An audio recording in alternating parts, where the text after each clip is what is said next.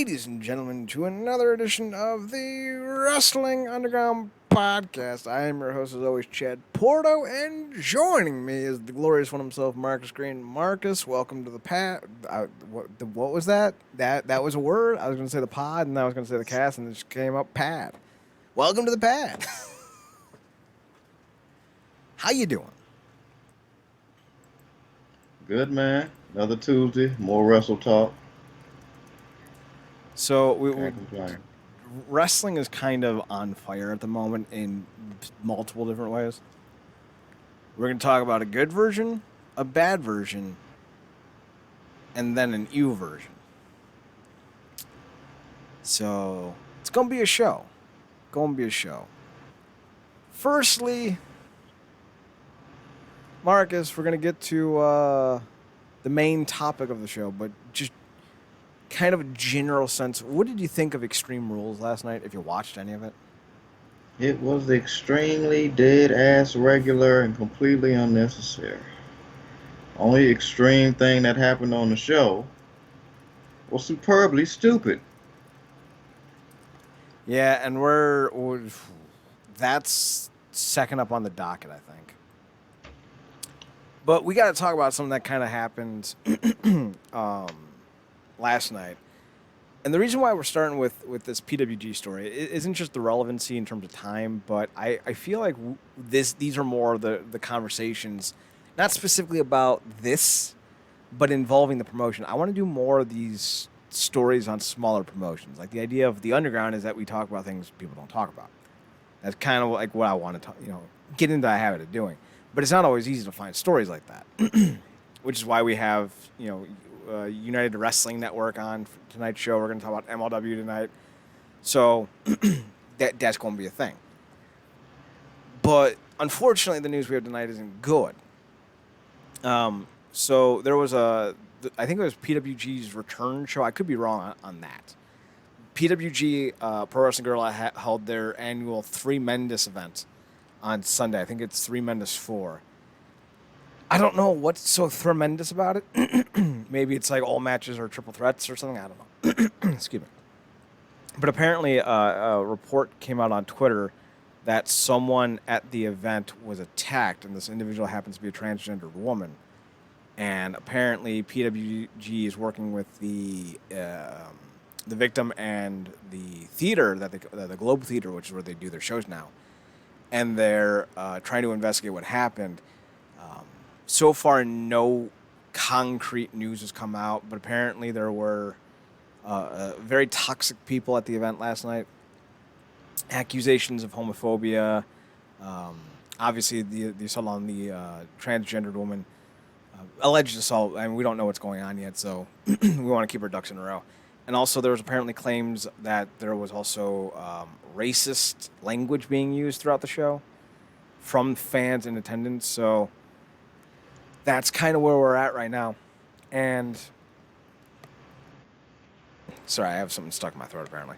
And it's just one of those things where it's concerning for a lot of reasons, because whether you agree with someone's life choices or not, violence is never an acceptable response, like ever. I'm not one of these violence is never the answer guys, because if you're watching someone get sexually assaulted, violence is very much an answer in that situation. Going, hey, excuse me, can you not do that? Doesn't seem like the most prudent way. If Nazis stepped their way into Poland going, hey, can you back up and head back? Nah, you want to come out a little aggressive in that situation. But in this case, there's no reason for violence. I don't know why this individual was attacked. I don't know why the person who attacked them did what they did. And to be fair, we don't actually know this has happened, because we've seen kind of incidents before, in the last year especially, where people have claimed to have been attacked for clout.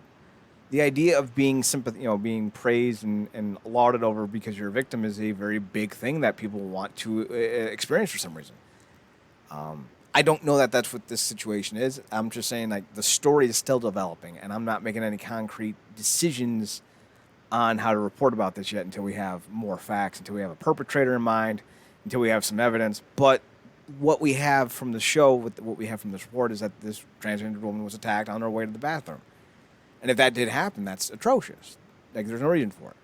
But Marcus, what I want to focus on is: do you think PWG has cultivated this type of elitist fan base to the point where they themselves are almost not responsible, but have played a hand in the development of the environment? Because one of the things about PWG is fans who support this brand have become very, I don't want to say full of themselves, but you can tell when somebody is of a certain brand affiliation fandom wise. And I feel like this might be part of the problem with PWG, where they've kind of cultivated this mindset where it's okay to be almost belligerent. Because think about it, when Excalibur was being accused of, not even accused, he did say it. He used racial slurs. I think it was against two, Human Tornado, I think, or Sugar Dunkerton, one of the two, at a PWG show 8 or 9 years ago.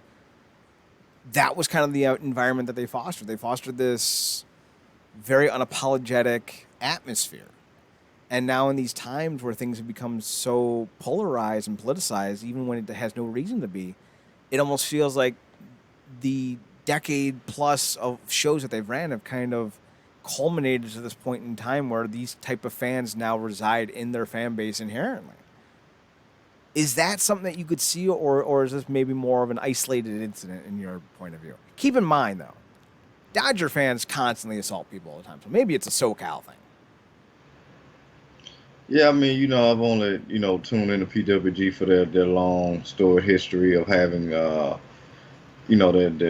Battle of LA, Mm-hmm. turn and just stuff like that, because they've been able to garner a lot of great talent for some spectacular one-off matches consistently over the years. But I've also heard some, negative things here and there, and obviously, we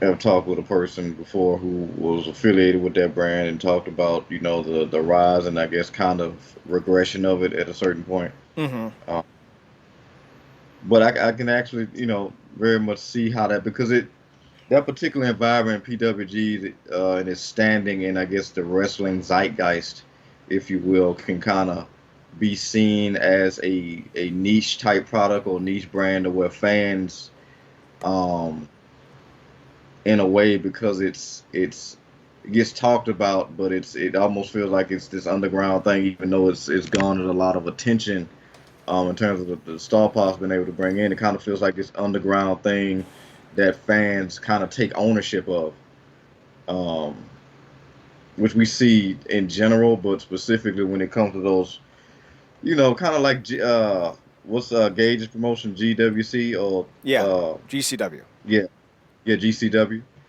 and yeah, just that environment alone, because those matches are very much, they almost feel like Mortal Kombat meets wrestling in a way. Mm-hmm.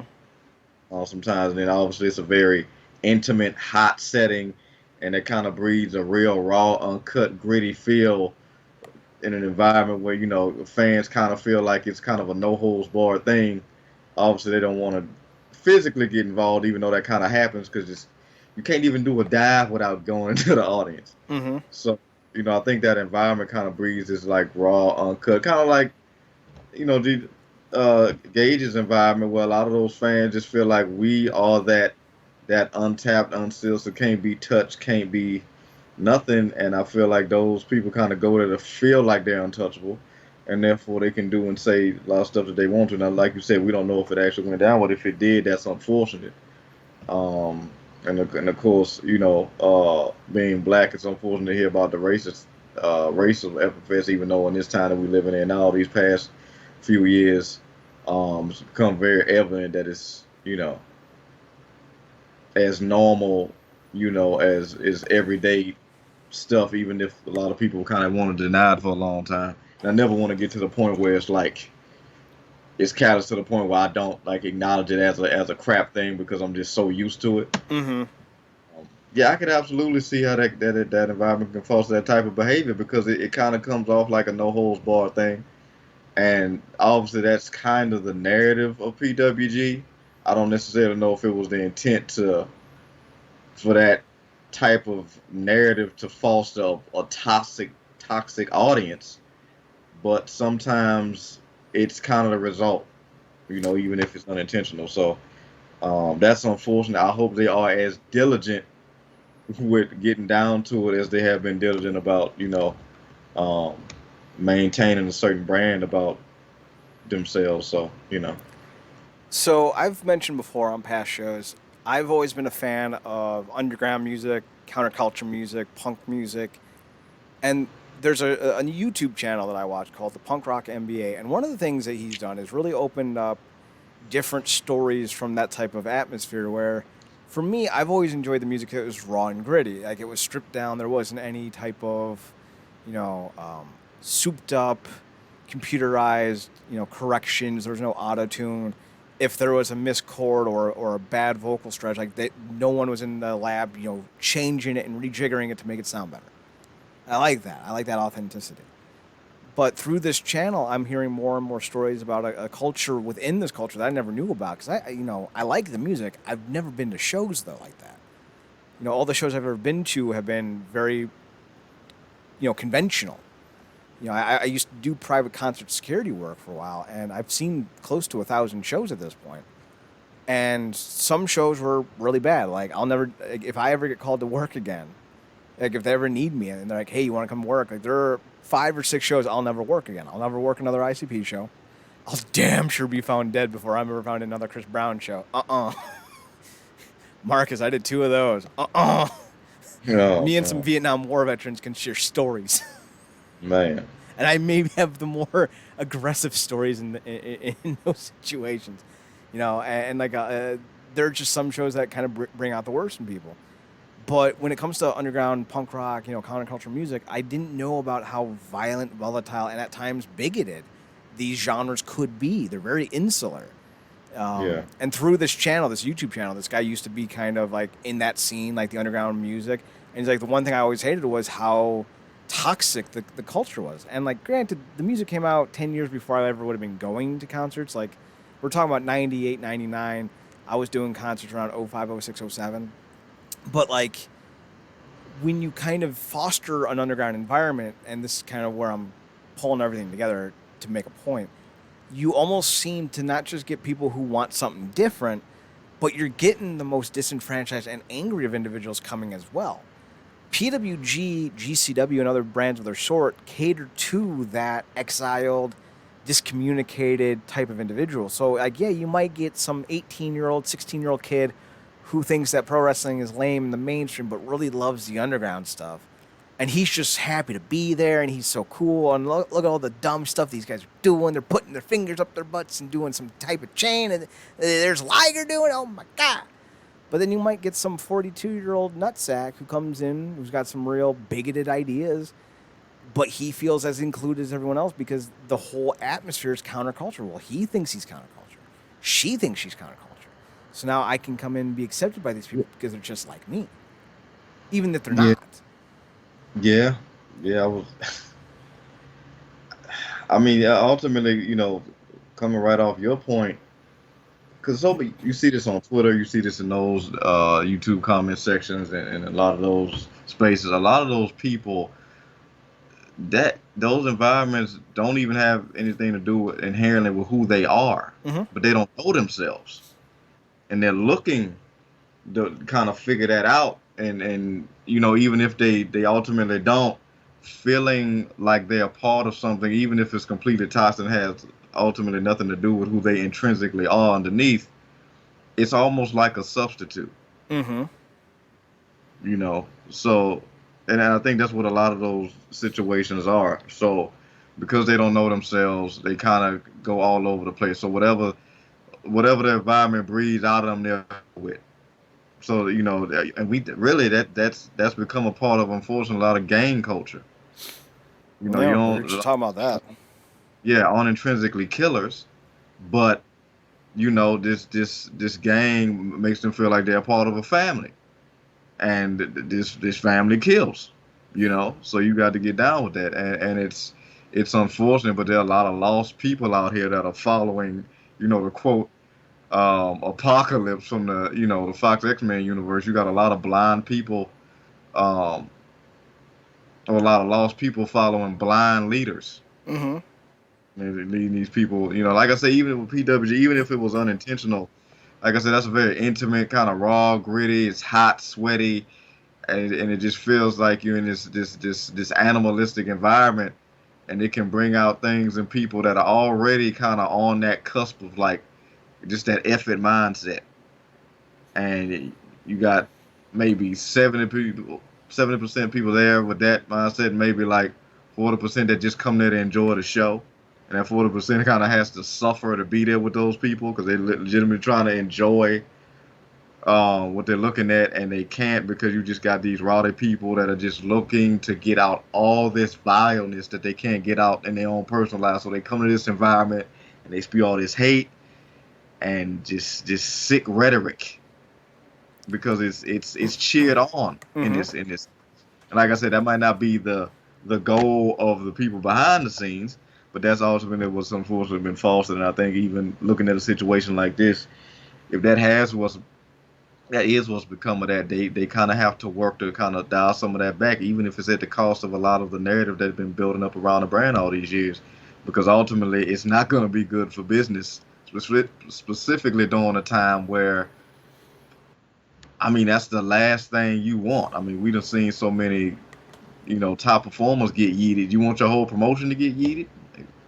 So, And we actually saw a promotion get yeeted, as you say, yeah, last summer with Shikara. Now, granted, they weren't being accused of attacking people, but the owner, Mike Quackenbush, who was at one time one of the most respected individuals in wrestling, was accused of using his position of authority within the brand and as a trainer to go after and seduce young women who were working with the brand. So, it's very much something like wrestling has always kind of operated in the shadows. Like yeah, you look at the things the WWE has allowed to have happen, have fostered, have yeah, excused, and gotten away with. But no other sport or entertainment media in the world would be able to do that for a 12th as long as the WWE has, let alone the WWE. Eventually, everyone, comes for their own, if you will. But wrestling has always been kind of in the shadows. So Vince McMahon, for 30 odd years, has always kind of skated away from, being held responsible for the things he's done and has allowed to have happen under his watch. So if you think about that and how much of a shadow falls on his kingdom, imagine the shadow of something that doesn't even catch the radar of mainstream news. Think about like your local news channel. Even they wouldn't be covering pro wrestling. So, of course, these smaller outlets aren't having the light thrust on them for the toxic atmosphere that they produce.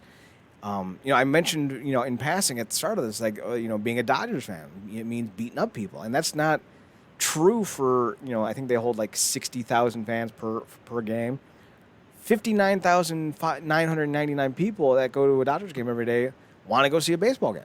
They want to go home. They want to take their kids with them. They want to eat a hot dog. They want to sing "Take Me Out to the Ball Game." They want to buy a $50 baseball cap that costs $20 elsewhere. They want to get one of those stupid Sunday ice cream cones and the plastic cats, which are just adorable, and I love them, and those should never go out of stock. But there's yeah, always one or two people who get a little too much in their, a little too much liquor, a little too much alcohol in their system, and all of a sudden they become Billy Badass, and hey, you got a Padres hat, you deserve to die for no reason. Sometimes the environment you foster isn't the totality of it all, but it is indicative of who you are. One of the biggest issues I have with being a Browns fan is the Muni lot. These are guys that go, pregame and tailgate and whatnot, but there's always a fight. There's always an arrest. There's always some stupid thing that makes the city look dumb for allowing yeah, this trend to happen, but it still happens.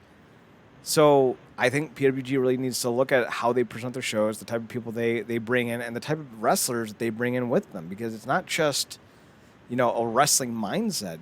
These wrestlers sometimes themselves have that mindset. You can't have a guy like Nick Gage, and I don't mean to bring Nick Gage into this conversation, but you can't have a guy like Nick Gage and not think that he's going to bring in some of the ill repute you don't want to associate with your brand. He's a very counterculture dude. He appeals a lot to middle America. He appeals a lot to the red brands. So if you don't want to have people who are bigoted and violent in their point of views, maybe don't bring somebody in who, as famously said, he doesn't care what happens to his opponents. The dude almost killed David Arquette, and I don't think he ever apologized for it. So when you think about who you bring into your shows, it says a lot about who you are as a brand. And we're going to talk about that specifically at the end of the show tonight. This is a story of two parts, if you will, although it doesn't have anything to do with one another, but it's more of a Yeah, it's connection. and just real quick, because it what you said about the it being a small promotion and then the local news cover, that's man, that's almost the tragic part of it is that's also the beautiful part of it. Like because it's so small, you can almost probably can uncover a lot of situations that may have happened like this. But because it's such a small thing, so it may be known that a lot of that stuff happens a lot at PWG locally, but because PWG is kind of that small thing, it never kind of leaves that town. Mm-hmm. It kind of stays in Townsville, if you will. But because we are in the area of social media and speaking out movement, and then that happened to a transgender person, a drop in the pond becomes this endless ripple that never stops. Because and we've seen this so many times with speaking out movement and so many other things. Even just recently, when looking at a murder of this young man that body got that turned up. Like a lot of these stores wouldn't get any type of national attention if it didn't get started with like murmurs on social media Mm-hmm. or movements of people speaking out on TikTok, which is becoming far more than just a dance thing now. Um, and they, you can't just be the little place where a bunch of evil happens and nobody catches it anymore because it's like nothing really stays secret. Like social media has become like the biggest bat signal for effery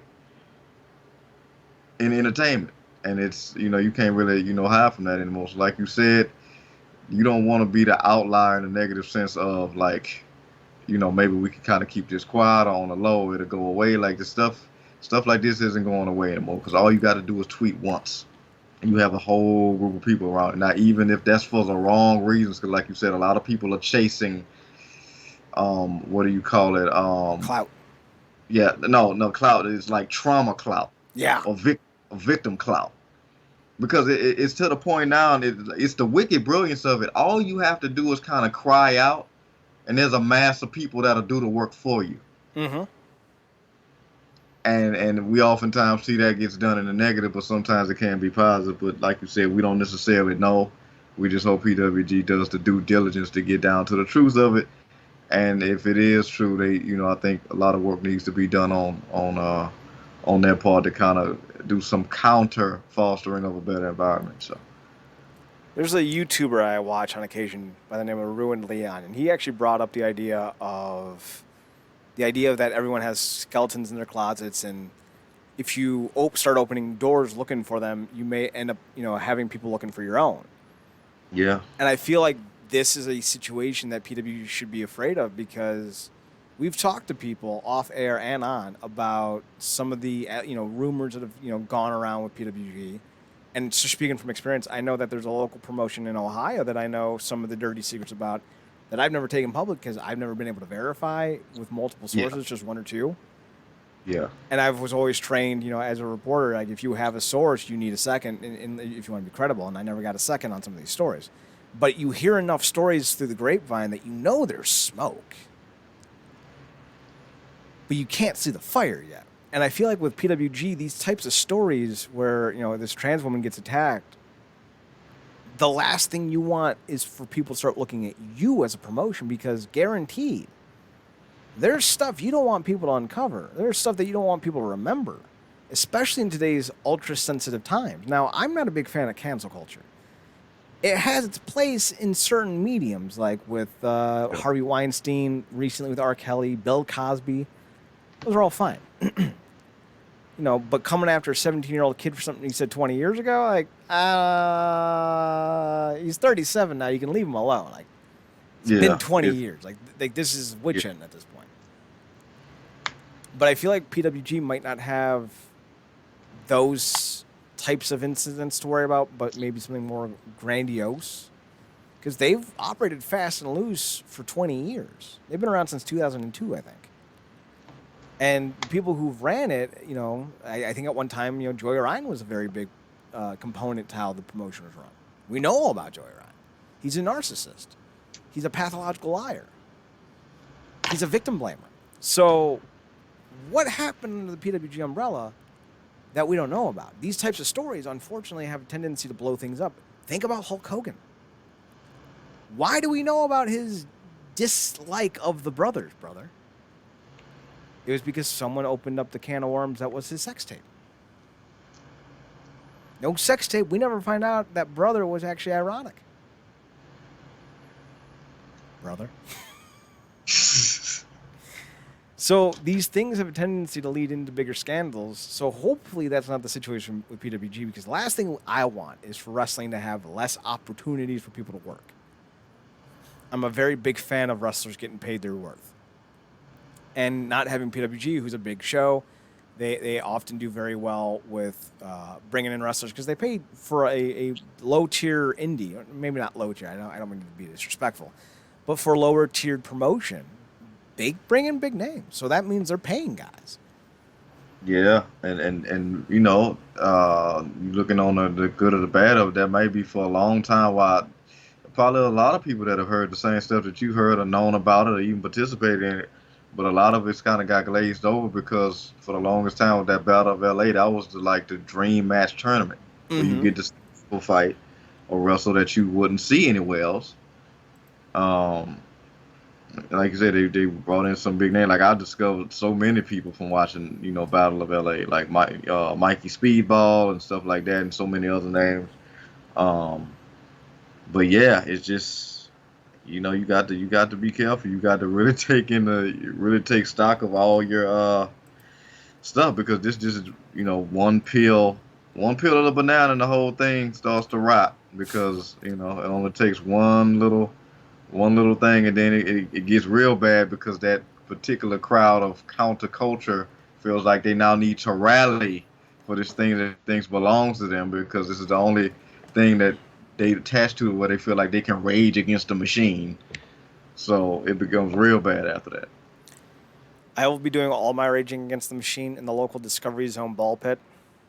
I don't even know if they exist anymore. I hope they do. DZ, the Discovery Zone. I don't know why it was called the Discovery Zone. It was just a game place, like video games and ball pits. What's there to discover? Which how un-COVID friendly is ball pits now? Man, ball pits were always unfriendly. I know. My mom was like, "You never going to get in those ball pits." I'm pretty sure kids be pissing and whatever else in the ball pits. Anytime she ever saw me in them, she would run me out of them. I'm just imagining 20-something Marcus sitting in the ball pit and your mom going, "Marcus, you're 28 goddamn years old. Get out of that ball pit." And you're just like, "No." You're not wrong. My mom is one of those. She hated when I used to go in the Chuck E. Cheese tunnels. That's where I used to go to the ball pits at Chuck E. Cheese. Because kids are disgusting. Yes. You go in those tunnels, it's gum, it stinks. Somebody's pooting while they crawling through the tunnel. It's just like, I would never do it now. No, God, no. I had someone who worked as a manager at a McDonald's with one of those play pits, whatever they're called. Yeah. And she was like, "You don't want to know the things I have to clean up out of that." And this is like 5 years ago, before COVID. So I just, like, you feel for these poor people.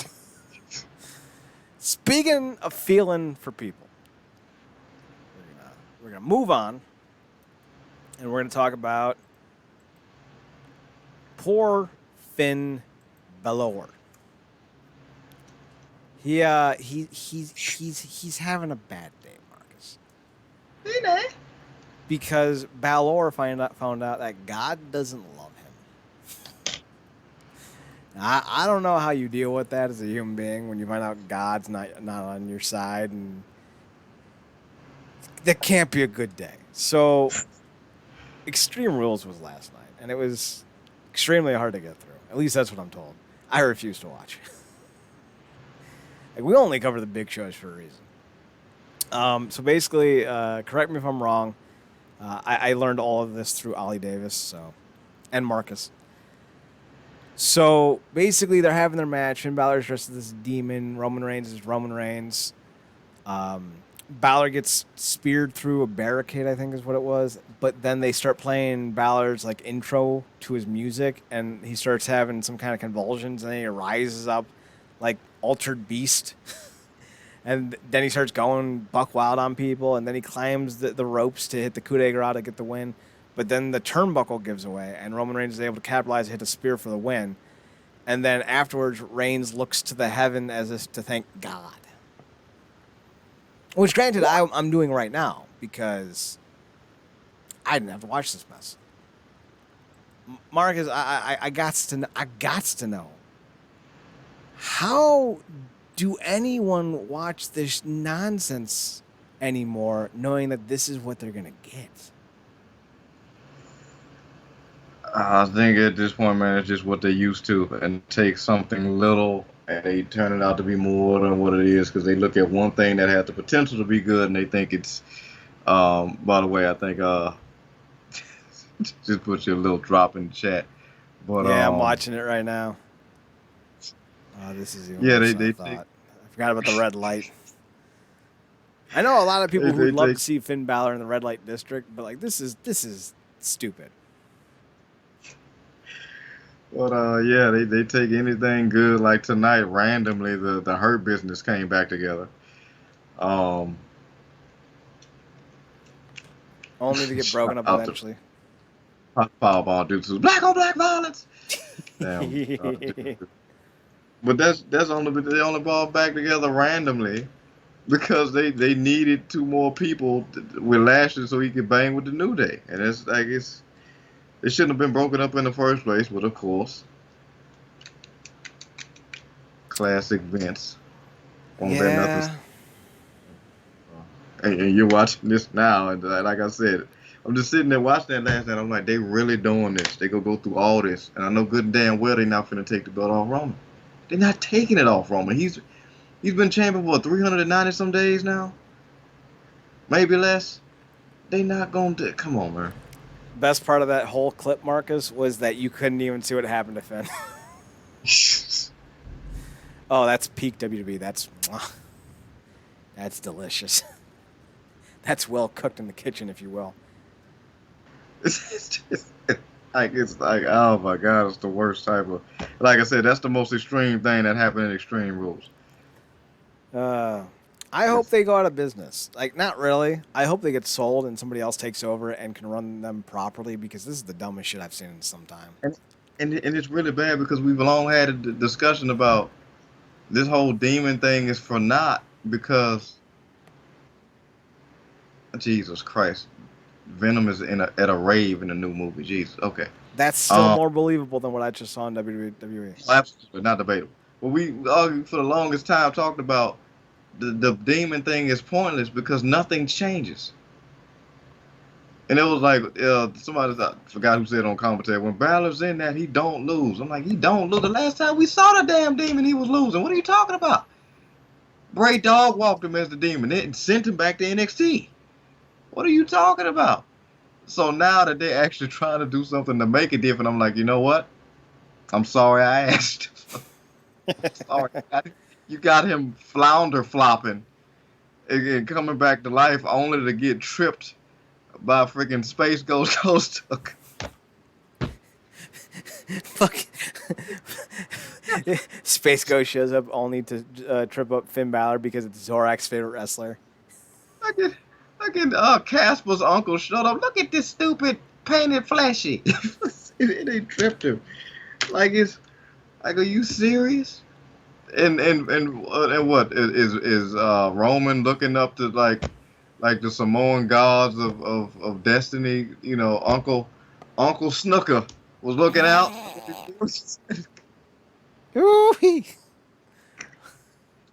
If he's looking for Uncle Snooker, it ain't up. So yeah, we're not going to spend that much time on this because, frankly, and emphatically, it's the same conversation. Like we're not going to be able to talk about the WWE again and their issues with booking until Vince is either retired or dead because the issue is always the same. It's Vince's fault. Vince is terrible at this. He's historically the worst promoter I've ever seen. He succeeds in spite of himself. He's picture proof positive that you don't actually need a good product to warrant a fan base. It also explains how Papa John's is still in business. Yeah. You don't need to have a good product if you have a brand name. It's just how it is. Like, look at Amazon. Amazon screws people all the time. People love Amazon, though, because they're quote unquote convenient. They're also Yeah. trash. But, what are you Yeah, going to do? exactly. Just feel bad for talents like Balor, man, because like I said, it looked like he was doing really good back in NXT, and then had to come back up. And at this point, the demon thing on the main roster is basically just to sell action figures. It's not for nothing else. He was more aggressive. He did less movement in NXT. He actually came off like a badass. Somebody that probably could have went back to New Japan. And now he's the guy that literally like slipped on an invisible banana peel and a turnbuckle fell. Like I don't. Like, what do you do with that? How many times are they going to embarrass this man in that damn face paint? Like it's sad. It is. And the saddest part is, like, you could have done so much with the last 6 years of WWE Entertainment if you had somebody who actually had a clue. Like, imagine if you built the entire 205 Live Cruiserweight division around Finn Balor during AJ Styles' WWE title reign on SmackDown. Balor shows up with the belt and he's like, hey, listen, you got that belt, I got this belt. You think that belt means more than this belt, but I promise you it doesn't. And then you have him beat Styles, and then it's like, oh, all of a sudden 205 Live's the hotness. You got to check it out. Like, this is where Balor is, and this is why you got to tune in to see the Cruiserweights. And you actually book the Cruiserweights like they're worth watching. But no. Because, like, they just put the belt on Roderick Strong. Not a bad idea. He's a brand, and people know him, and the belt needs a good champion, but at this point, that belt needs to just retire, just like Vince. Not good. We do have some good to talk about, though, Marcus. You ready for some good?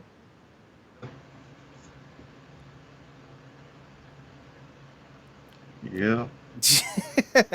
Well, Marcus, let's talk about some good. Christopher Daniels returned to Impact after like 8 years away, I think, something ridiculous like that.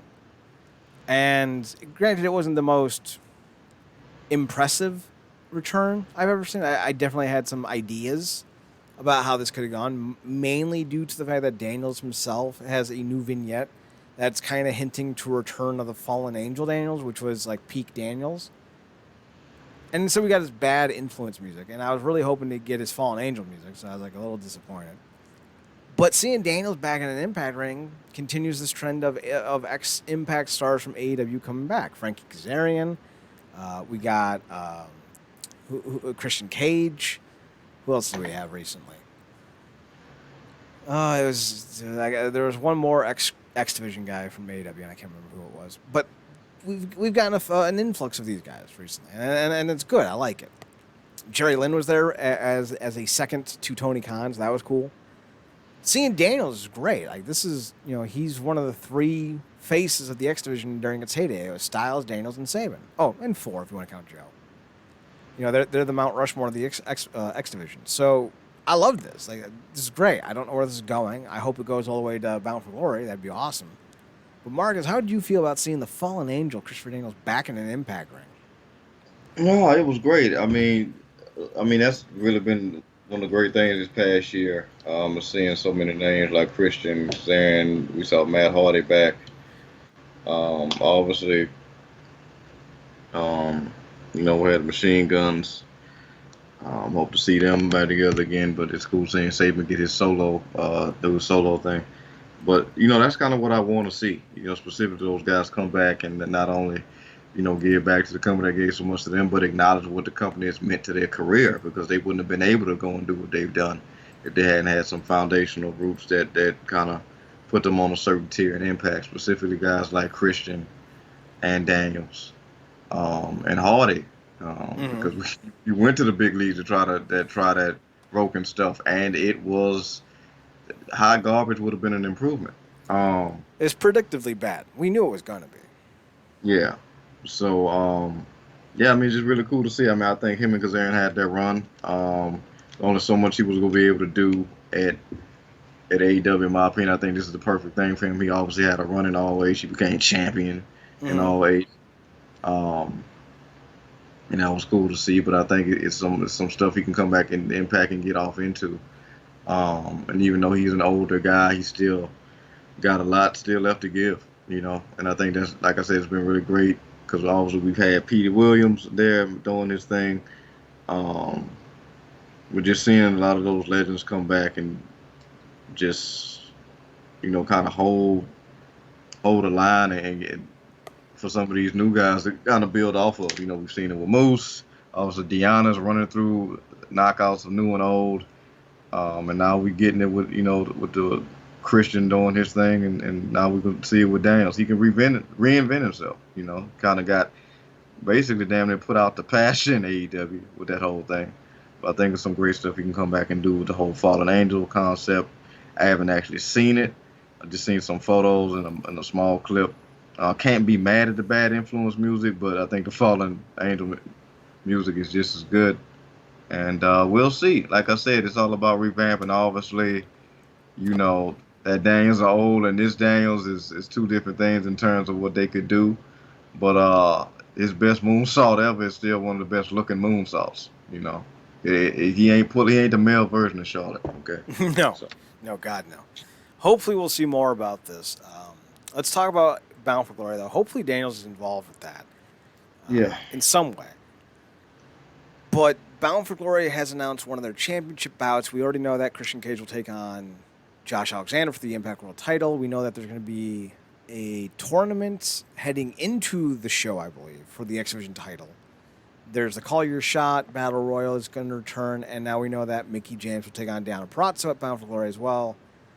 I'm not excited about this whatsoever. I felt like for a long time Mickey James was kind of done as a character, and while she's still a viable wrestler, I just don't see anything about her that makes me go, I need to see her wrestle. So I'm concerned that they're bringing her in and she's going to win the title, and then I'm just thinking, what was the point of anything? I don't want to see her win. I don't even want to see her in this event, but it's happening, so I got to get used to it. But Marcus, what do you think of Pratso getting this opportunity? yeah, to go up against James. Mm-hmm. I mean, it's cool. Like I said, I know this is big for her going against so many of the women. I'm pretty sure she's looked up to and watched. A lot of respect for Mickey James as a legend, but I haven't cared to see her in years. Mm-hmm. I think some of the best stuff I saw her do last was, a lot of her old Impact stuff. She went to WWE, and I mean, it's like nothing happened. It's like she was never there. And when she did have matches, I was severely underwhelmed. I don't know if she needs to change her style or whatever, but it's like it's just not clicking for me right now. And I even had doubts about Melina. I love and got a lot of love and respect for her. She's a legend as well. But she really surprised me with that match she had with Purrazzo at the NWA All Women show. That was a really gritty match. And to me, I feel like they could have had a series of matches just because of the way they executed it. I don't know if I can leave a lot of room to be pleasantly surprised with James. Obviously, depending on how they lay the match out, they can make things, appear one way, but I just don't think James is there to really bang with somebody like Purrazzo at her level right now, because she really is firing on all cylinders. And I dig the whole concept of her going through Impact Legends, Knockout Legends of old. But I don't know. I'm not too much looking forward to this because James, I feel like she's at the stage where she probably should have tweaked her style for where she's at now, and she hasn't. Mm-hmm. She's still trying to do the stuff she was doing when she was, the crazy Trish stalker, and it's not doing it for me.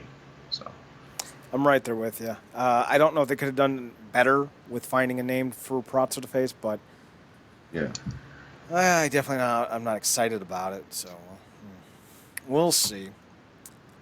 We do know that there's going to be a triple threat final. So not every match isn't a triple threat. But they're doing tournament matches to finalize the triple threat for Bound for Glory. Alex Zane's already in. We're going to find out if Laredo Kid or Trey Miguel ends up in one of the spots, and then we have two unknown spots as well. Shelley has talked about returning to Impact, but right now he feels that returning isn't in his best interest, mostly because there's only so many hours in the day and there's already a loaded roster. And I can respect that. You don't want to return to a promotion and get lost in the shuffle. So probably won't be seeing him return to or debut in AEW anytime soon then. God knows they got enough going on. Then we also had another return. It wasn't just Daniel's big return to Impact, but it was also the greatest wrestler ever, Raj Singh. If you forgot who Raj Singh is, no one blames you. He returned to help Rohit defeat Chelsea Green, which on its own is just a terrible fucking thing. Ugh. But him being back is great, most because I felt like he never really got his chance to shine. They were doing something with the Desi Hit Squad and his father, who was the Canadian wrestling legend Raj Singh.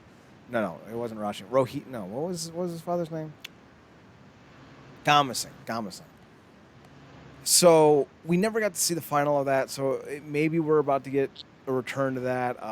Mahabali Shera is out with an injury, so Raj is going to be, I guess, coming in to fill in for Mahabali while he recovers. Hopefully when Shera does return, they do a faction again, because I would like to see that take firm and develop into something nice.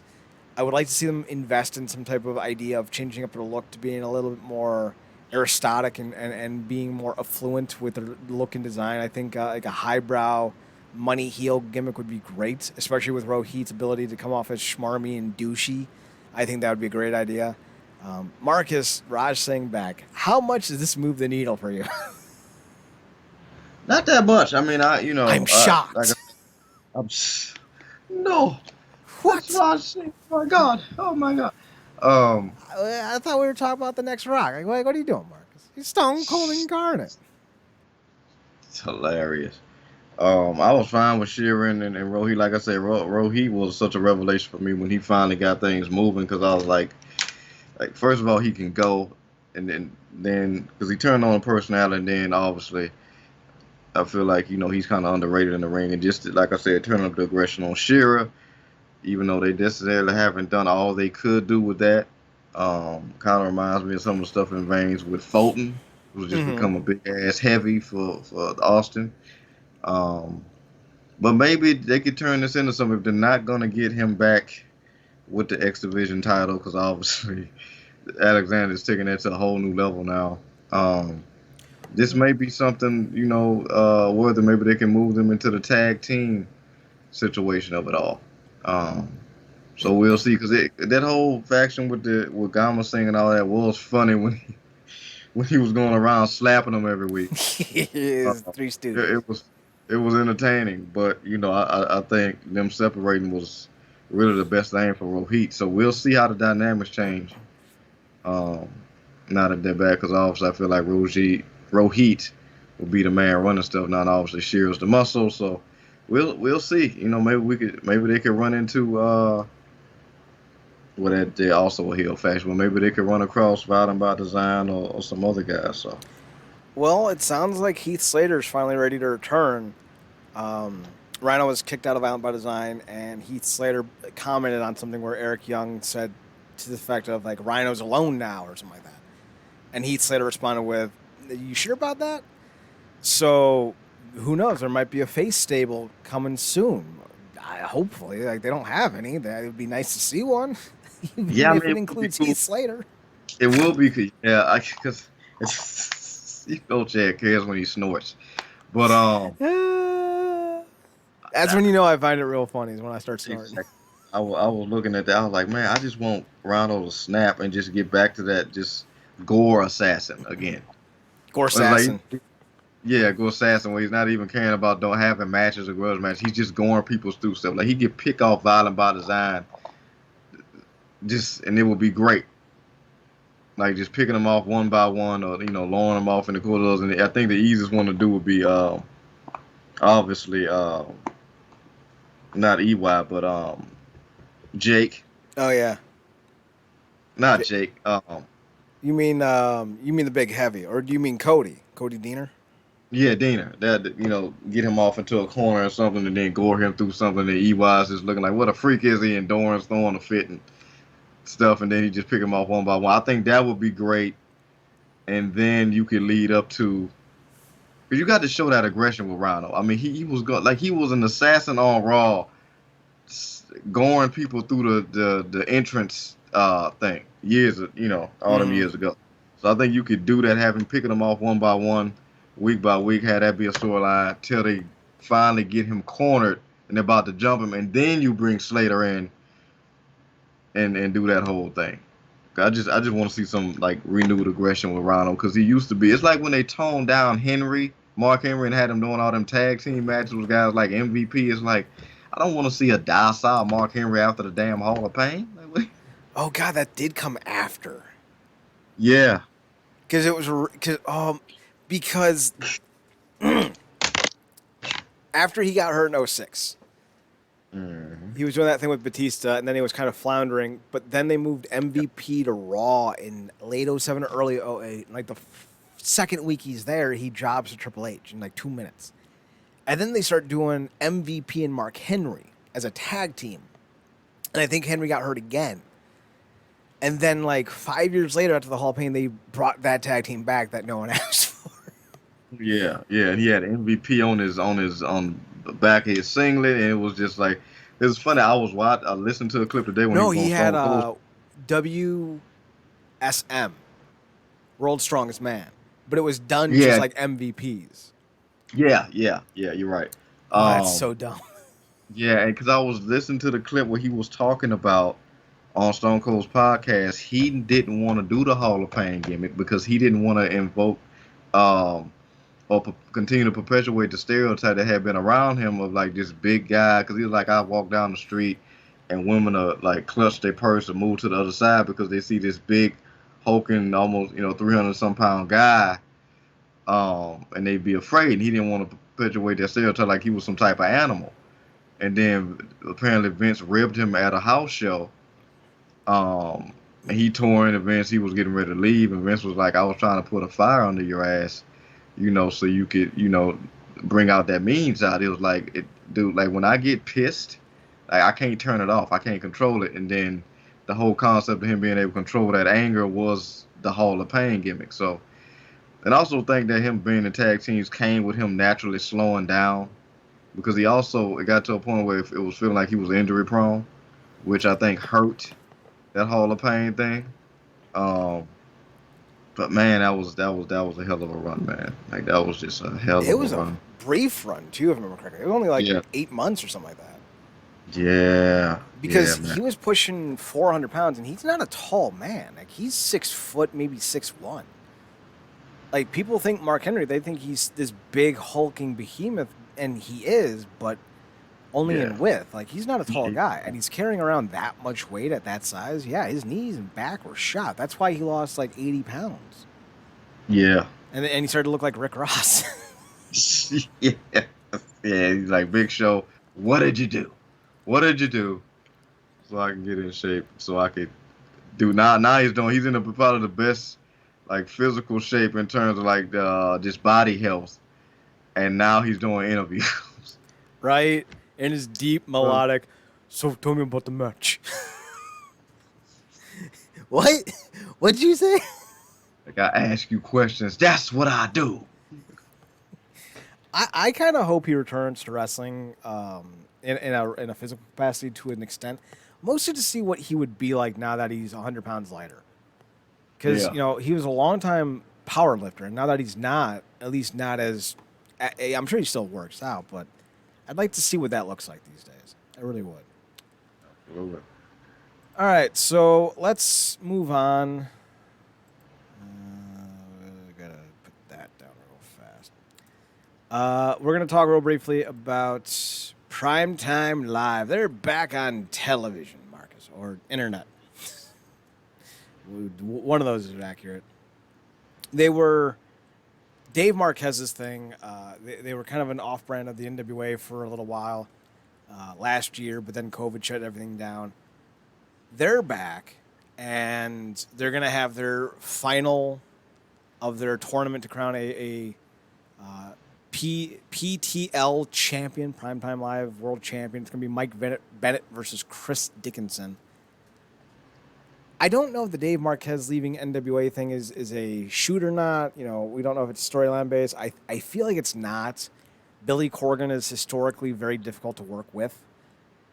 I mean, he held a grudge against Impact even when it almost meant the detriment of his entire company. That's who he is. So I wouldn't be surprised if the Dave Marquez leaving NWA thing isn't a storyline. But with Primetime Live coming back, it's his baby. Dickinson's kind of developing a nice brand name of his own on the indies, and Mike Bennett obviously has some credentials. Gotta ask, are you interested in this? I mean, Dickinson's not a big name, you know, especially if you're not like a hardcore indie guy, and Bennett isn't the most charismatic dude without his wife. So it's not exactly the most must-see match on paper. You're not going to get Steamboat Flair. But it is something. But is it enough to garner your interest? I might check it out. Never been the biggest Bennett guy, but I root for the guy because he's been very transparent about his struggles, and stuff. And I'm not really too familiar with the other guy, but it's also good to see these guys, branching out. You got Bennett and obviously Ring of Honor, and then obviously here. So I'm always happy to see guys being able to, go other places and wrestle people. And this might, like you said, get them more exposure. So. Yeah, I might check it out. It's not something I feel like I got to go out my way to see, but I'll check it out and get the chance. They may have a decent card. Alexander Hammerstone did some stuff with them before the stoppage of work. Trying to think of who else. I think Iggy, what the fuck is his name? I was about to call him Iggy Azalea. I'm like, nah, I ain't right. Ziggy Dice. Yeah. Ziggy Dice. I think he did some stuff with them. So, they've gotten some SoCal guys to come up and do the work with them. I'm sure Reno Scum will probably pop up there eventually because they do a lot of that region as well. So they'll have guys that'll intrigue you, but, this isn't AEW pulling out Cody Rhodes and Kenny Omega on their first card. You're going to have to go in what I like to refer to as a deep cut for some of these wrestling guys. Like, I know when we talk about like wrestlers and the levels in which their name value is at, I think I know more of the lower tier deep cut guys than you do. So for me, I may have a bit more interest because, I know who Chris Dickinson is. He's been doing a lot of work with Josh Burnett's Bloodsport, GCW as a whole. But he's probably like a mid-tier guy, upper mid-tier guy for GCW and, for all the offshoots. So he's not like a big name. He's not, Joey Janela or... Effie or something like that, but he's someone that people do know. But he's a guy that you'll get to know, and I think he's been doing some stuff with New Japan Strong as well. Actually, I know he has. I think he's was shooting with Tom Lawler. So there might be something there if you're interested, but if you're not, I completely understand because these are some deep cut guys to get into. These are the guys that I infamously dubbed the wanna like itis guys. Like, you wanna like Mike Bennett, but what else besides this story are you hooked on? I want him to do well. I do. Yeah. But unless his wife's doing his promos, unless he's got like a really good gimmick, like the whole him being just depressed with his marriage at the end of his run in Impact was hilarious. But he's gonna need a gimmick, I think, like Allie's husband. He's the butcher now. Or is he the Blade? I don't know which one he is. I think he's the Blade. The Blade! The Butcher! The Blade! Like, he's going to need a gimmick like the Blade to kind of change who he is, because I don't think he pops enough as is. So, hopefully he finds it. Moving on, though. We got to talk about this douchebag. So, we mentioned before, we'll talk about the women's stuff last, I guess. We talked about before about how we were going to come back around to this, and we have, and now we have to. Marty Scurll is returning to wrestling, unfortunately. On Saturday, October 23rd, what is it? CWA of Puerto Rico is bringing in Marty Scurll for the Halloween Fan Fest event. Now, This is obviously a very controversial situation because Skrull was accused and then later admitted to having a relation with a 16-year-old girl. Now, I don't know if he ever admitted that she was 16 or if he knew she was 16. He admitted the relationship happened. He admitted that the incident mentioned did happen. He may have been unaware of the age. It doesn't matter in my eyes. And here's why. The story basically went that he and this girl hooked up in a bar bathroom. And people are like, well, you know, he didn't know the age. And maybe he didn't. But here's the thing that I always point out. You know better than to do something like that in a venue with someone you have no idea who they are. She could have been anyone. He still chose to make that decision. I don't understand why we always make passes for people who make bad behavior decisions. He hooked up with a woman in a public place without knowing anything about her. I have no sympathy for him if he got trapped in that regard. He's admitted that it happened. She admitted that she was underage. And this isn't the only story that we have. Granted, it's the only one that we have that's confirmed, but there are other stories of him enjoying the younger ilk, if you will. So Skrull's pretty much a known commodity for what he has done and what he is about. So to bring this dude in is disturbing. He had his Ring of Honor contract terminated in the summer of last year, and we pretty much thought he was done. Yet, here we are. Marcus, one, can you believe someone actually did it? Can you believe someone actually brought him back? And two, is there any redemption for this dude? He claims it was consensual and didn't know the age. Allegedly. Yeah, man, it's so weird, man, because we, so many extensive discussions about this, and we talk about cancel culture and our stances on it, and how we, hate how it's been used and abused, even knowing that there's a place for it, because there are apparently just so many heinous sickos out here, that really deserves to be deleted, forever. But there are instances where guys, should get second chances if they do the work. Mm-hmm. Genuinely sorry, but we also talked about the caveat to that is ultimately what makes it, and we never get so psychologically invested in it that it torments us. But I think for a lot of people, the reason why they stay on the hate train when it comes to these guys and don't let them get second chances is because they can't know if they're ever genuinely sorry about what they did. Mm-hmm. Because you can easily put out the apologies and PR statements. Celebrities do it all the time. They don't genuinely mean it, but people who want the apologies, they get soothed over, and they can slowly get back on your side. So I'm not surprised that he got brought back, because for a lot of this stuff across the industry, some people may do it just to be we just talked about it, counterculture. Mm-hmm. Counter cancel culture, if you will. And then again, they might, on the flip side of that, believing in second chances, sat down with the guy, talked to him, see where his head's at. No pun intended. His mental state in terms of, what he's looking at, what he's looking to do, the changes he's looking to make, and just needing the opportunity. So, and in their mind, he still is a name that can go on a buzz, and that's to sell some tickets, and I guess that's the goal. But ultimately, I don't know. You look at it and you ask if it's too soon. So I've always kind of stood on this ground, and I feel like it's like a safe space to be at with this mentality, where you are the company you keep. Mm-hmm. I don't hang out with racists. I don't hang out with bigots. I don't hang out with people that are problematic. Marty Scurll is good friends with Jimmy Havoc. Jimmy Havoc has been accused of abuse, rape, abusing fans, whole thing. I'm pretty sure Bram is part of that little subsect because they're friends with Nick Aldis, and Nick Aldis is friends with Bram, so it kind of makes sense that they'd all be friends with one another. Thom Latimer, Bram, whatever you want to call him, was arrested, if I remember correctly, in Florida for kidnapping because he refused to let his then girlfriend leave their apartment.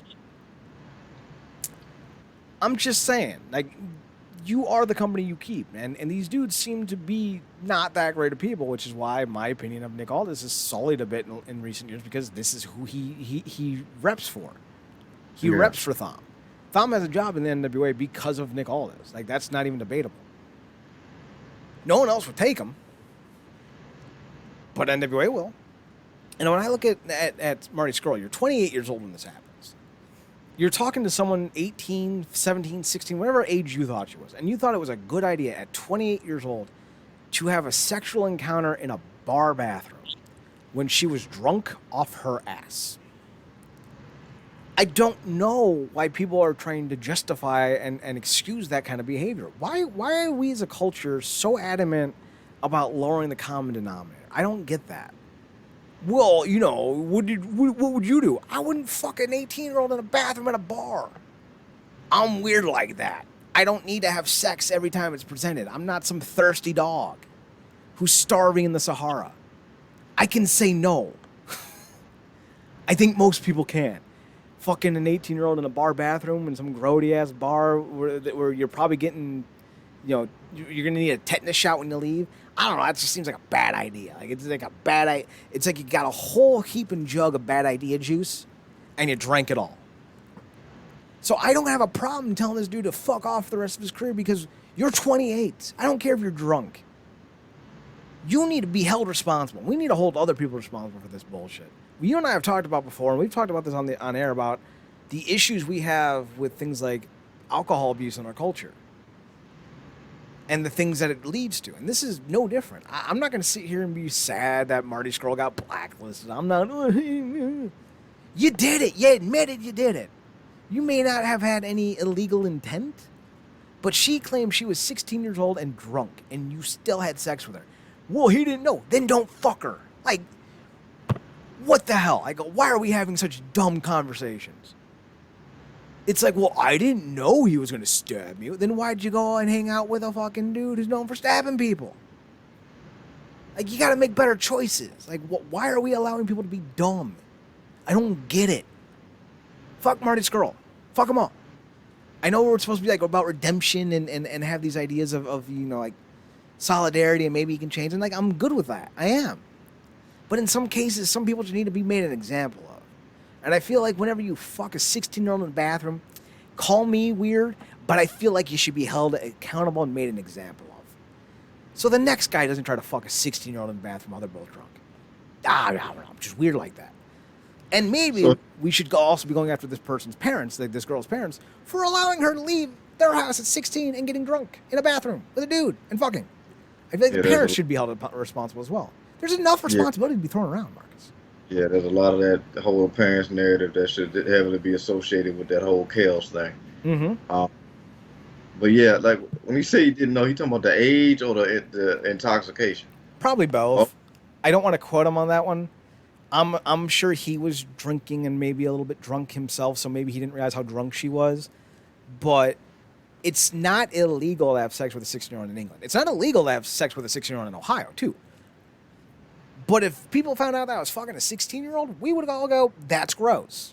It's legal, but gross. You're 35. When she was born, you were still already out of college.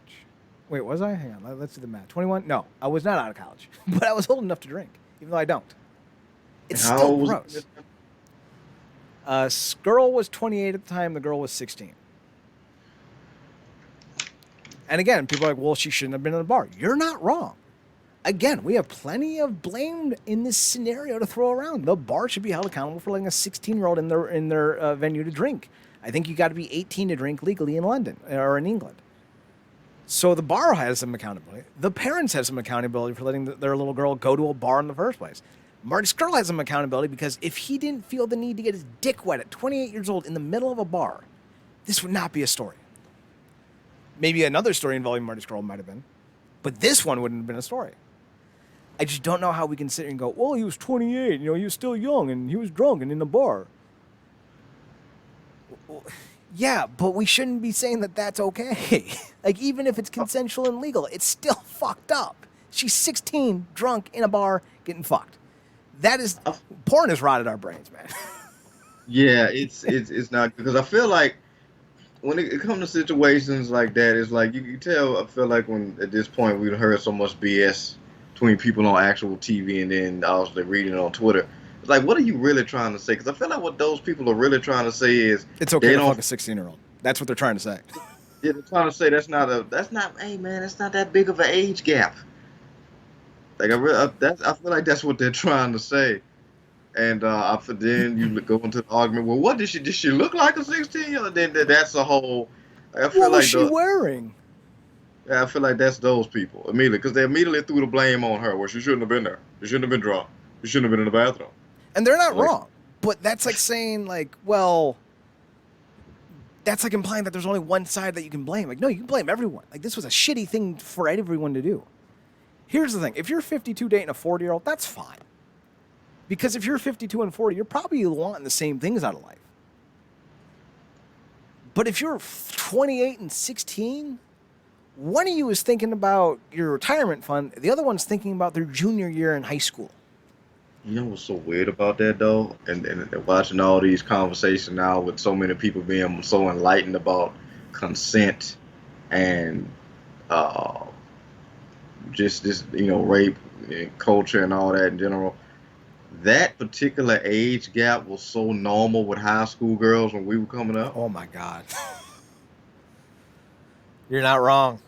Because it's like that's a lot of the reason why you just couldn't really pull high school girls because every girl had a dude that was either in college or working 9 to 5s, but he had a car and he was definitely older, So, always older. so I don't want to name names because I think she's actually doing quite well now in a different state. But I'll call this girl A. She was in my math class. She was 4'10", blonde, blue eyes, beautiful, like one of those like would steamroll you. She was smarter than everyone, including most of the teachers. She was like my dream girl, and like I hit on her every day. I came in, hand to God. This is literally how it went. I would come in, I would call the teacher a douchebag. The teacher would call me a douchebag in return because that's just kind of the relationship we had.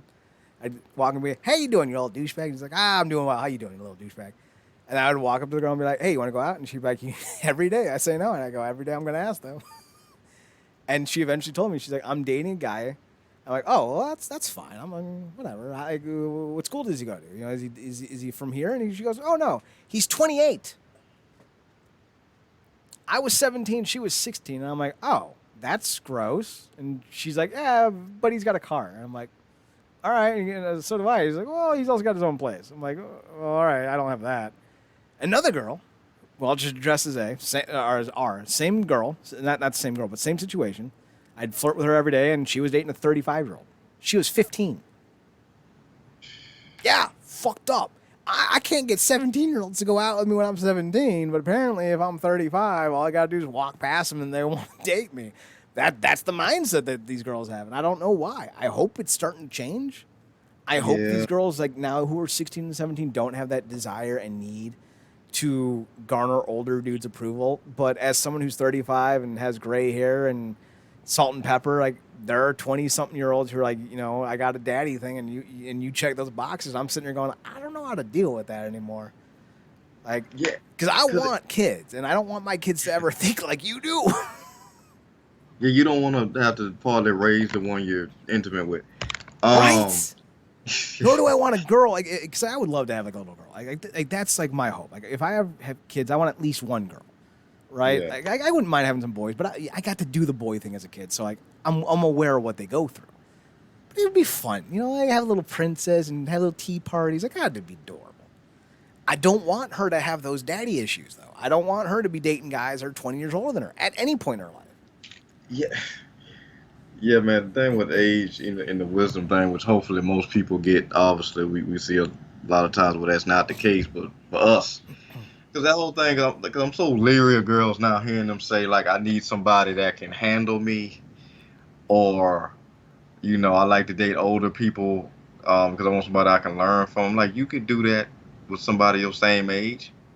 They could have just done more things, have been more places, and you can learn from somebody that's in the same demographic and age range as you. It just depends on a person. It's a subjective thing that goes from person to person. Like somebody could be my same age and have been halfway across the world and however many countries. And I'm learning all sorts of things. They speak three languages, but I feel like that whole age thing, specifically high school, I feel like it was two pronged. I feel like half of it was girls who had clear and obvious daddy issues, and I also feel like it was a fad, like J's, fresh white J's on the first day of school. It was the in thing if you were any form of attractive girl to be dating an older dude with a car.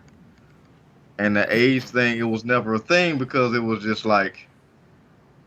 And then it was a flip side to it because there was a certain girls that be like dating younger guys or be in high school and dating guys that's coming up in middle school and be like, that's my juvie. I'm like, what? My That's juvie? new. That's my. I didn't know what it was at first either.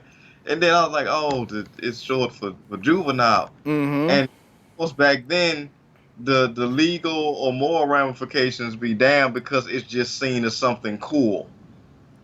If for no other reason than attach the title, yeah, that's just my little juvie. And Or the a dude to say that's my juvie, or the girl that's dating the older dude to be like that's my old man. And now you understand the true ramifications of it and the more ambiguity and all that stuff. And you're like, what in the hell were we thinking? But again, of course, you know better, you do better. It's just that I think a lot of people knew better. They just didn't care. Because, like I said, it was better to be seen as cool than it was to be seen as right. You know. yeah, and the messed up thing is so many people don't realize why they were doing it at the time. But the thing that really Uh, bothers me is like that 28-year-old and that 35-year-old, they knew what they were doing. yeah. Like, what? Like, oh, it's so gross. It is. It's just, ugh. And I actually knew someone who was dating a middle schooler when they were a senior, and I'm like, what are you doing? And he's like, oh no, she's like really mature. I'm like, bro, she hasn't even finished going through puberty yet. What are you doing? Just, man, and like that's the thing, like age gaps aren't inherently bad Yeah. as you get older. Like I said, if you're 52 and you're dating someone who's 40, yeah, you're about in the same place in life. But if Hmm. you're 15 dating a 12-year-old, that's only a 3-year age gap. At my age, at 35, you're dating a 32-year-old, that's fine. But at 15 dating a 12-year-old, that's fucked up. And people need to realize that. Just because there's an age gap doesn't inherently make it good, and it doesn't inherently make it bad. It all depends on the ages of the individuals. And that's why I'm saying, like, yeah, 12 years may not be a big difference between this girl and Marty Skrull. Even 10 years. In the inherent idea of it. But in this specific instance, you're 28 years old, fucking a 16-year-old in a bathroom at a bar. There is nowhere where that should be acceptable. Moralistically, these two should be tarred and feathered for their behavior. Specifically Marty, because he's older. But if she was of age and doing the same thing, then I would be holding her to the same standard. Like, don't be grody. Like, I feel like that shouldn't be a thing that we need to say. Like, if you are fucking someone in the bathroom, that's gross. We should not be allowing that. We shouldn't be encouraging that type of behavior. We need to move away from this fucking depravity that we've allowed society to move into. This hedonistic viewpoints of, oh, well, it's two consenting adults. Sometimes that's just no longer an excuse. No. Don't fuck 16-year-olds in bathrooms, even if it's legal. It's just gross, and it's going to lead to this shit. So now I have to talk about other womanly things. I don't really have a photo, so we're just going to go back to the primetime live photo. AEW is set to introduce a new women's championship called the TBS Championship. Marcus, we've documented before that AEW's had a hard time getting their women's division to be relevant and interesting. Now, granted, people are buying into Britt Baker, and I'm sitting here going, "Porqué?" But hey, whatever. People like her, fine. And they do have Thunder Rosa, although they've downplayed her significantly, and they have some some interesting characters. Like I like Abaddon. Like she's granted a more violent Rosemary, but all right, I can dig that. I'd love to see the two in a group. They'd be those two and Su Yung would be a fun trio, I think, at least vignette wise. And they're bringing in some other women, and the Japanese women are doing great work. But I would still say that their women's division is lacking. I don't know how you improve it. You're definitely not signing Tessa. God, I hope that doesn't happen. But I would say that the women's division is pretty soft at the moment. I don't think introducing a new title is going to help, but they're doing it. Do you feel like a TBS title, specifically for the women, will be a good thing for the brand? And this is for MLW. AEW. Well, MLW is doing one, but we'll talk about that here in a second. This is AEW's title, the TBS Women's Championship. Now this is a secondary title? Yeah, they're going to have the AEW Women's Championship and then the AEW TBS Women's Championship. And this is going to be the women's complement to the AEW TNT title. I don't know if you got enough to stretch it like that. You know, I think they still building up, like you said, just trying to get some steam with their regular division.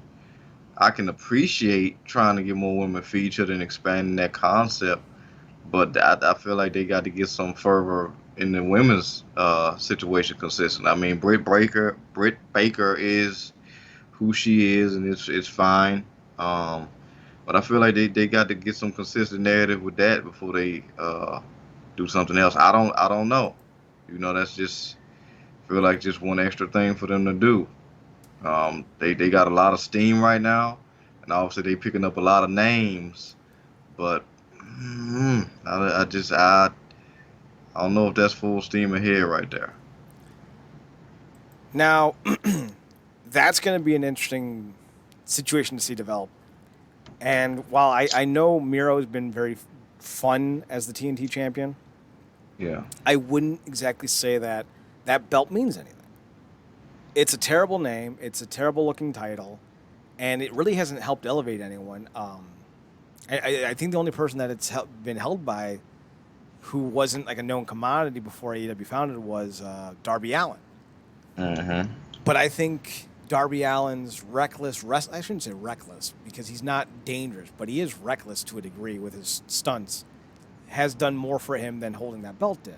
You know, I don't think, him holding that belt was a transcendent situation. Being partnered with Sting was a far bigger boost to who he is.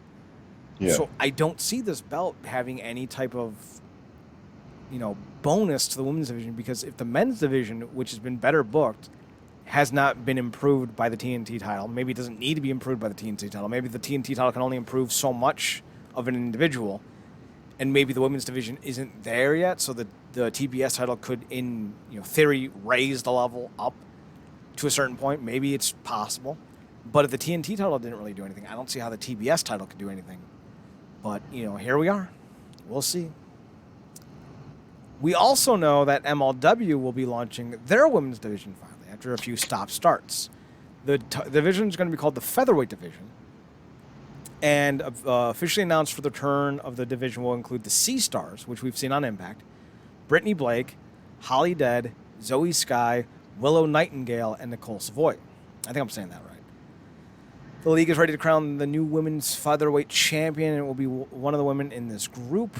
Earlier, each of these wrestlers had a distinct background. Nightingale and Holly Dead and Savoy recently competed for Ring of Honor, with the latter making it to the second round of the Ring of Honor Women's World Championship tournament before she lost to Miranda Alize. Team Sea Stars is one of the best women's duos in wrestling today, according to WrestleZone, and Blake is a two-time MTW Women's Champion. Now, Marcus, AEW has the name brand, has the notoriety, the networks. MLW does not. But I'm more confident in MLW's women's division because I'm looking at what they did with Alexander Hammerstone. They turned him into a legitimate star. He's a big name in wrestling. Not able to sell out Madison Square Garden against some jabroni with just him, but people know him, people like him, people tune in. They've done great work with Myron Reed.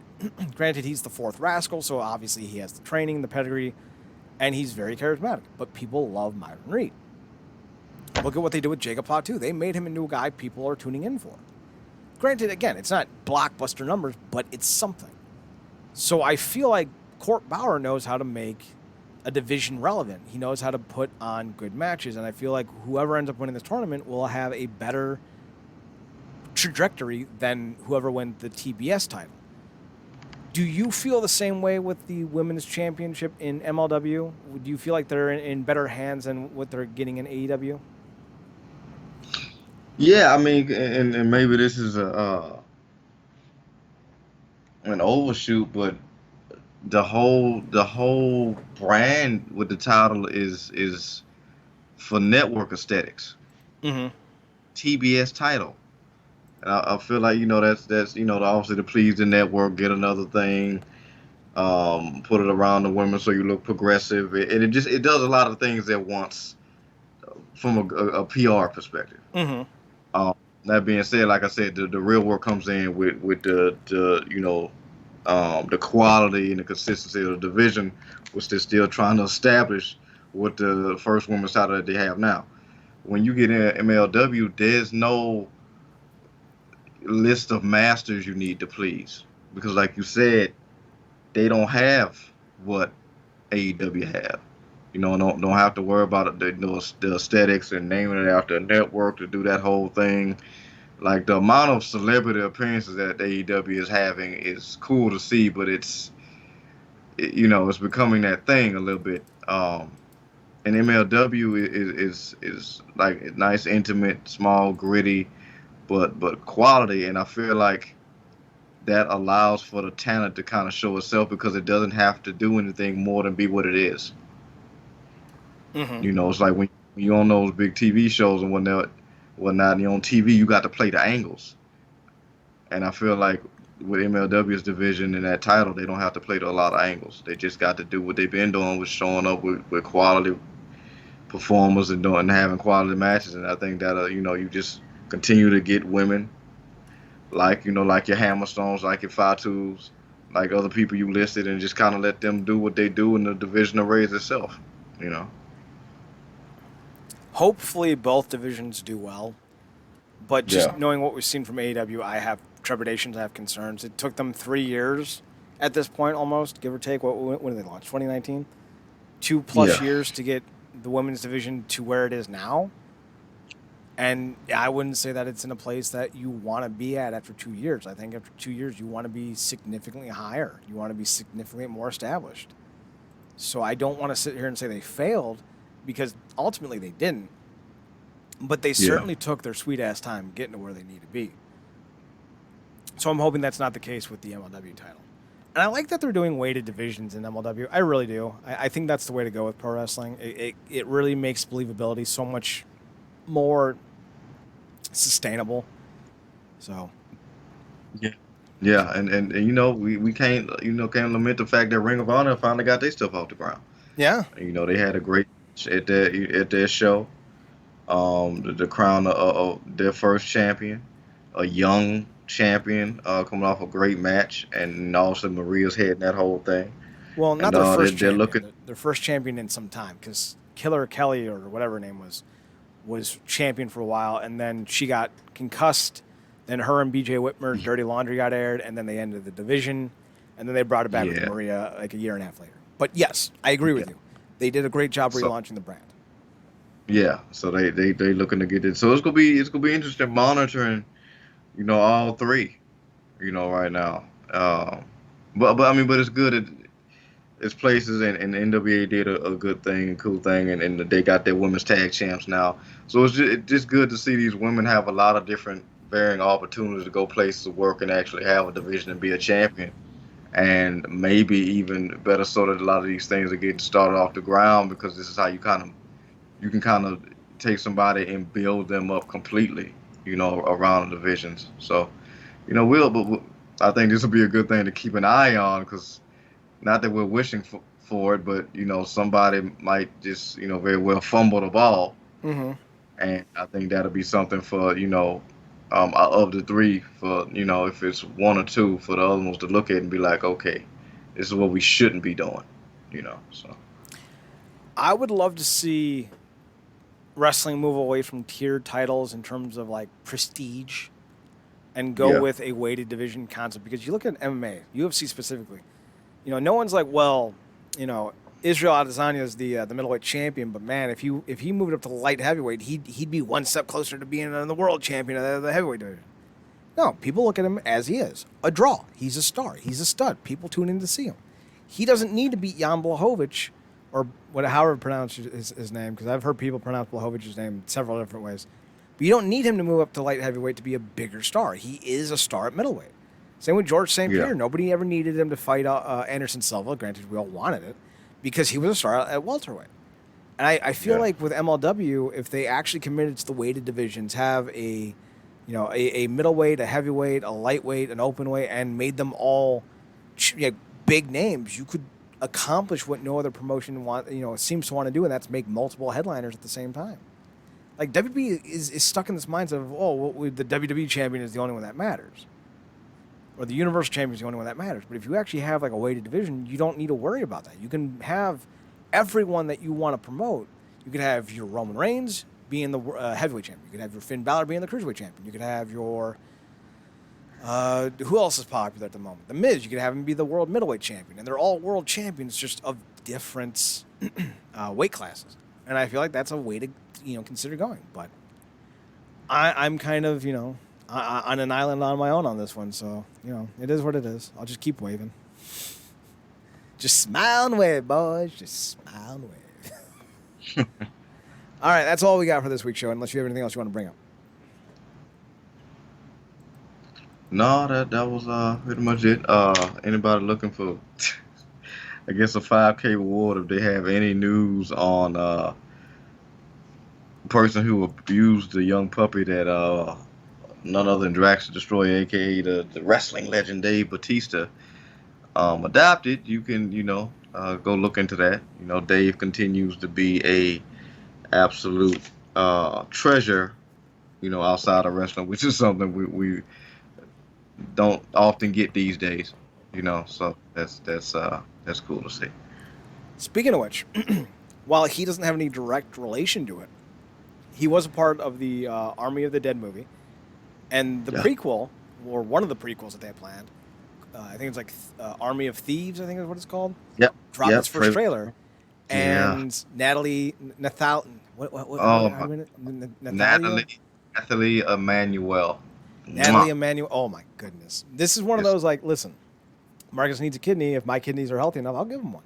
Needs half my liver, I'll give him one. We both have an opportunity to meet and date and marry Natalie Emmanuel. I'm slicing his throat. I love you, I do, but I'll kill you for her. We really got to be Ludacris and Tyrese from the Fast movies. Like, who was gonna be?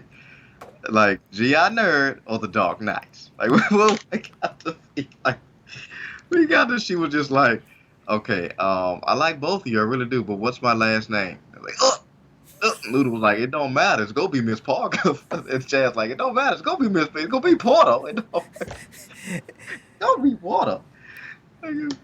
See, I wouldn't even say it's gonna be. She would just say, "What's my last name?" and I'll just be like, "Porno," because you're my wife. And if that doesn't at least get me a date, man, then she ain't for me. Like, that is a premier line right there. Right. Oh man, but yeah, she is good. Her, the woman who unfortunately fell, who was only on the damn mission to get back with Dave and Army of the Dead. Oh, and she got her neck snapped. Is that the one? Oh God, that was a scene. And the woman who should have lived and her friend should have died when she escaped the damn zombies from the kitchen. That was one of the best scenes in that entire film. Yup. Which, killing them zombies, they was waking up. That was brilliant. But Natalie Emmanuel is just a specific type of magnifico. She's just purty. Her and Janelle Williams, like, they both have those big expressive eyes. Also, Batista's daughter in that movie, what was her name? She's going to be in the new Star Trek show, Prodigy. She's British, and she got them big expressive eyes. Oof, pretty girls, man. What are you going to do? Anyway, so that's the show. Looking forward to some more wrestling this week. Impact should be interesting. I think that's it, though. So follow us on the website, realnerdcorp.com, REALNERDCRP.com. We're going to export the shows and clips to YouTube, but we're also going to have a full-length version on the website if you don't want to listen to the clips. We're also going to have the Twitter account, which you can follow as well at NERDCORP on Twitter. Marcus, you can be found on Twitter as well at ParadoxKid, PARADOXKID. That's me. You can also find him on his other podcast, The True Penny Show, over on Twitter at True Penny Show, TruePennyShow. I'm on Twitter as well at Chad Nerdcorp, CHADNERDCORP, and on Instagram at Chad's Photo Hut, CHADSPHOTOHUT. So follow me there. We're done. Thanks for tuning in. Thanks for checking us out. Thanks for giving us a chance. Remember to watch more wrestling. And as always, Marcus, take us home. Good night, me.